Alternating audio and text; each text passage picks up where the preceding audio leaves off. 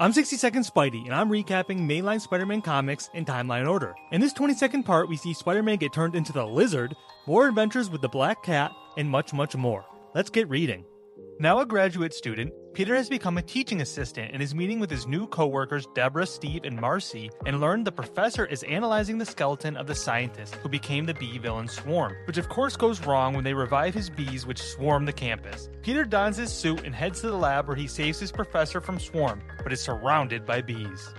The bee villain Swarm is beating Spider-Man at the ESU campus, but has to flee when Pete falls into conveniently placed bug repellent. Peter and his fellow teaching assistants whip up a super bug repellent, but the bees break their jar. Luckily, Peter put the repellent into his webs, so he's able to drive the bees away from Swarm, leaving just a skeleton.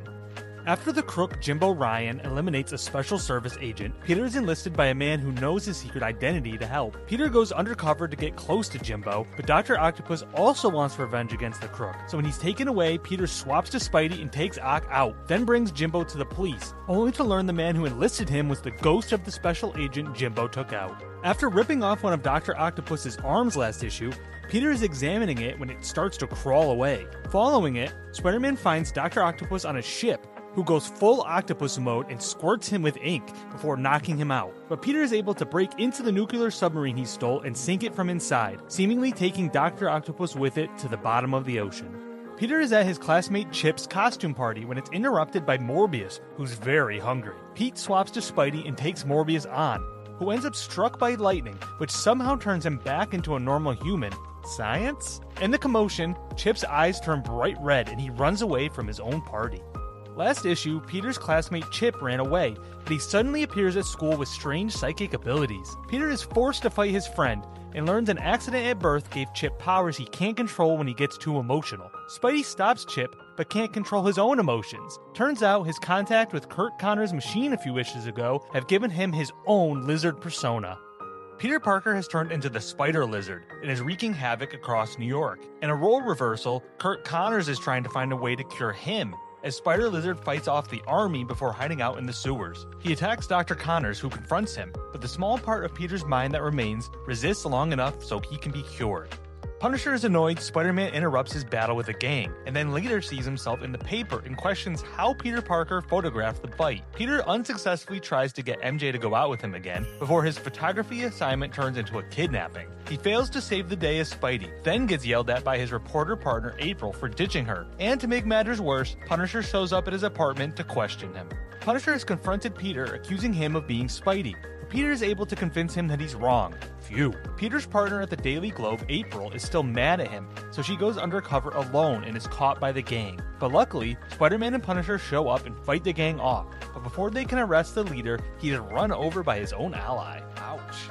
Peter and his friends are seeing the Star Trek movie when it's interrupted by the X-Men Dazzler, who the villain Lightmaster captures to force her to give him unlimited light energy. Spider-Man shows up too late to stop Lightmaster from possessing Dazzler, but after running from her long enough, Spidey is able to web her up and places her back in the machine, which luckily cures her.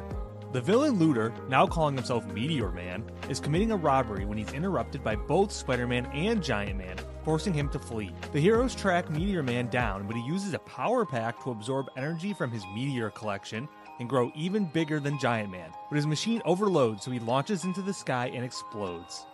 Peter is on a river cruise with his graduate school classmates, but sees a message from Human Torch in the sky, so he leaves potential love interest Deborah Whitman hanging and heads to Ellis Island where he's attacked by Torch. Peter quickly realizes Electro is posing as Torch, and learns this was a trick by the Frightful Four, who are able to work together to defeat Spidey and plan to pose as him to defeat the Fantastic Four. The Frightful Four have captured Spidey and send Trapster into the Baxter building disguised as Spidey. Using the element of surprise, he's able to take out Johnny, Sue, and Ben, but when the whole group tries to fight Reed, Spidey frees himself and joins the fray. Reed and Spidey team up to take out everyone but Trapster, who faints when he realizes the rest of the Fantastic Four are here to beat him up. The rumors of Black Cat's demise were greatly exaggerated, but Spidey is able to at least stop her latest robbery before she flees. Unfortunately for Peter, she strikes once again and escapes by using his better nature against him, forcing him to stop to try to save the fragile museum item she knocks over. On the way home, she steals a gem and claims to have 2 of the 4 treasures she needs for her scheme.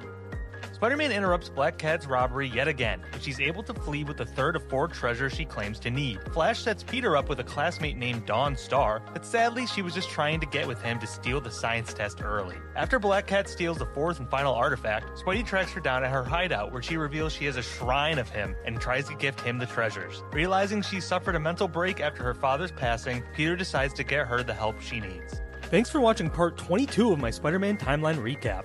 Like, follow, and subscribe as I post daily shorts and long-form compilations.